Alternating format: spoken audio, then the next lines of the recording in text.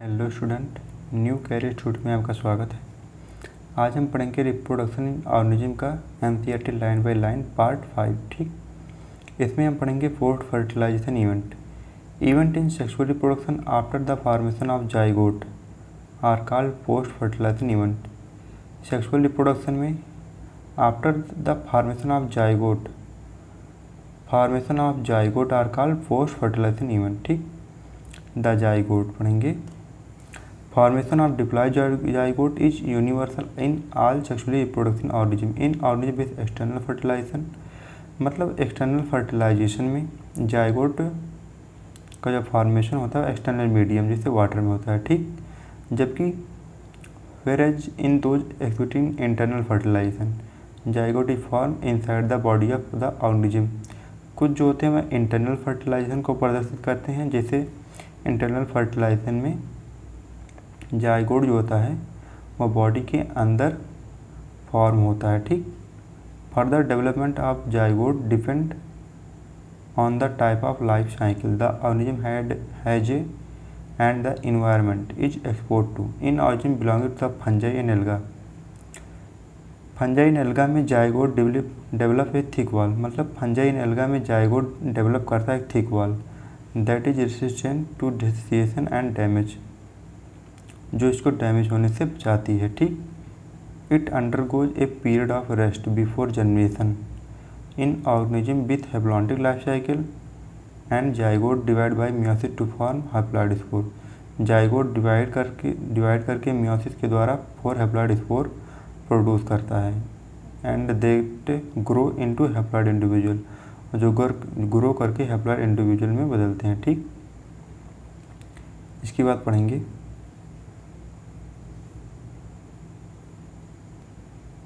Embryogenesis. Embryogenesis refer to the process of development of embryo from the zygote.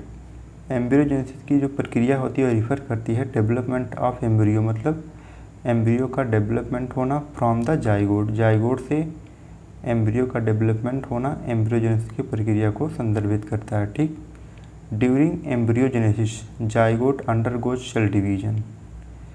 Embryogenesis के दौरान zygote undergoes cell division, mitosis and cell differentiation. Embryogenesis के दौरान zygote cell division and cell differentiate करता है।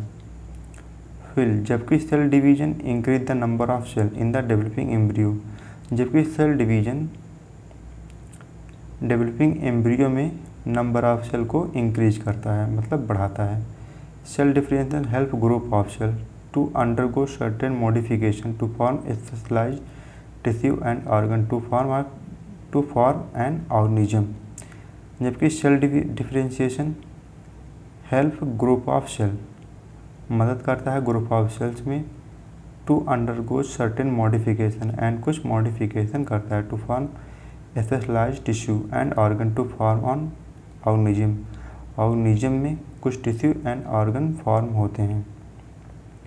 You have studied about the process of cell division and differentiation in the previous class।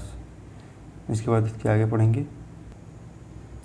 Animal are categorized into oviparous and viviparous based on whether the development of the zygote take place outside the body of female parent or inside। Animals को 2 भागों में बांटा गया है, एक oviparous दूसरा viviparous। ठीक, based on whether the development of zygote take place outside the body of the female parent or inside।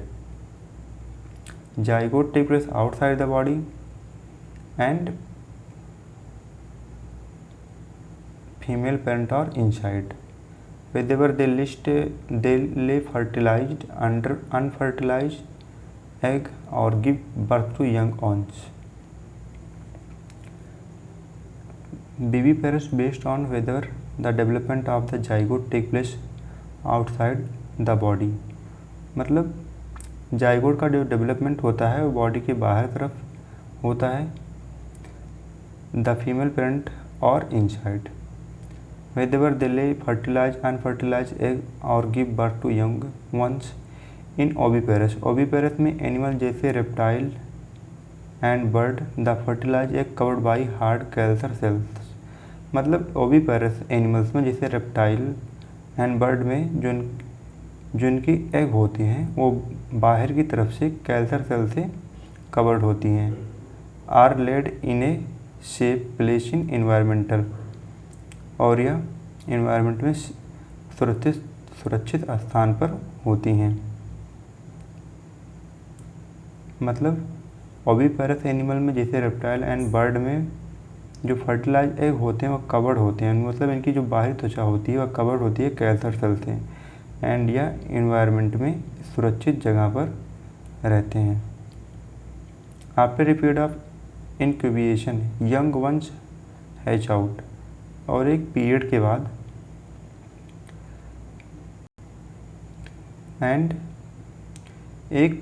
बाद एग हैच हो जाता है, मतलब एग टूट जाता है, उसमें से एक यंग वंस मतलब नया ऑर्गेनिज्म प्रोड्यूस होता है। ऑन द अदर हैंड, जबकि दूसरी तरफ in viviparous animal majority of mammals including human being the zygote develop into a young one inside the body of the female organism, जबकि viviparous animal जैसे mammals में zygote जो develop होता है, zygote develop into young one inside the body of the female organism. मतलब viviparous animal जैसे mammals में zygote का जो डेवलपमेंट होता है वो फीमेल ऑर्गेनिज्म के अंदर होता है। ठीक, after attending a certain stage of growth the young ones are delivered out of the body of female organism because of proper embryonic care and protection. The chance of survive of young ones is greater in viviparous organism. After attaining a certain age of growth, एक निश्चित समय के बाद